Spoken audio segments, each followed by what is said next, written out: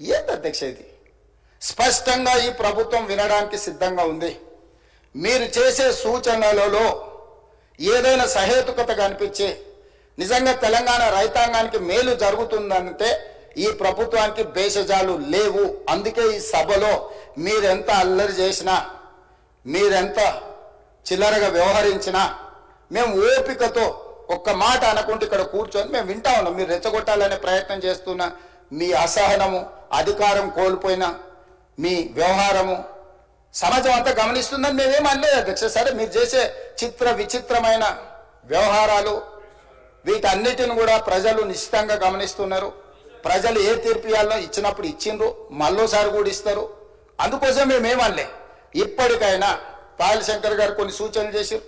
డెఫినెట్గా లిమిట్ పెట్టకండి, మీరు సీలింగ్ పెట్టకండి, ఆ కొద్ది మందిని కూడా ఎందుకు మీరు బాధ పెడతారని కొన్ని సూచనలు చేసిండ్రు. అదేవిధంగా మీరు మంచిగా వాళ్ళకు అన్ని రకాలుగా వాళ్ళకు నమ్మకం కలిగించేటట్టు కొన్ని నిర్ణయాలు తీసుకోమన్నారు. తప్పకుండా వాటిని కూడా తీసుకుంటాం. ఒకవేళ ఇక్కడ మమ్మల్ని తిట్టడానికి వెళ్ళి సమయాన్ని కేటాయించుకుంటే రాతపూర్వకంగా అయినా తమరు తెప్పించుకోండి అధ్యక్ష. ప్రధాన ప్రతిపక్షం నుంచి మాకేం అభ్యంతరం లేదు. వాళ్ళను ఈ విషయాలలో ఈ రాళ్ళు రప్పలకు, గుట్టలకు, దొంగ పాస్ పుస్తకాలకు, లేఅవుట్లకు, రియల్ ఎస్టేట్ వాళ్ళకి ఇవ్వాలన్నా వద్దా?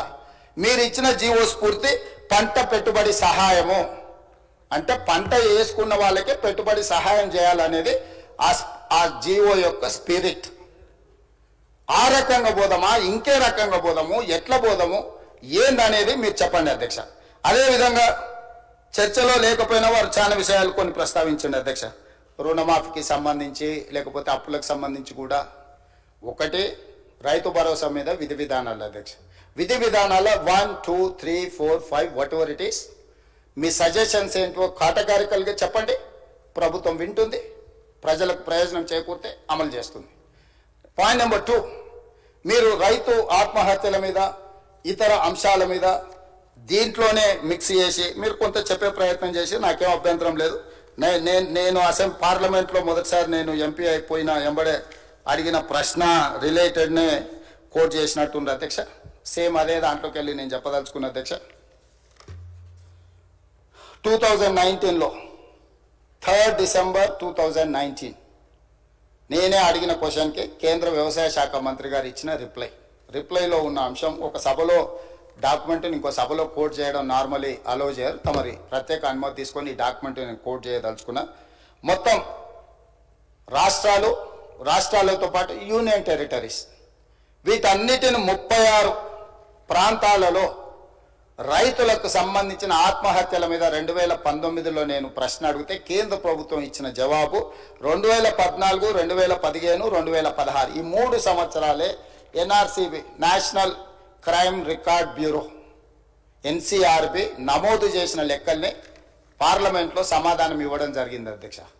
ఇందులో రైతుల ఆత్మహత్యలు తగ్గినాయనో మేమేదో అద్భుతాలు సృష్టించినామనో నోరు తెరిస్తే అబద్ధాలు చెప్పే అలవాటు ఉండే అబద్ధాల సంఘానికి అధ్యక్షులు రాలేదు, ఉపాధ్యక్షుడు వచ్చి వర్కింగ్ ప్రెసిడెంట్ వచ్చి మళ్ళీ అదే అబద్ధాలు చెప్తున్నాడు అధ్యక్ష.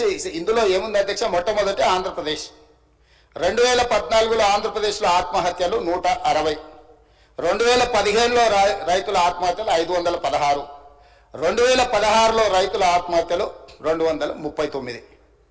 మొత్తం కలిస్తే దాదాపుగా 1000 లోపల అధ్యక్ష 3 సంవత్సరాలు కలిపి ఆంధ్రప్రదేశ్లో. ఎందుకంటే మనతోని విడిపోయిన ఆంధ్రప్రదేశ్ ఎంబడే 3 సంవత్సరాలు ఆ రాష్ట్రంలో రైతుల ఆత్మహత్యలు 2014లో 160, మళ్ళీ చెప్తున్నా అధ్యక్ష, 2015లో 516, 2016లో 239. ఇది ఆంధ్రప్రదేశ్లో. అదేవిధంగా సీరియల్ నెంబర్ 15లో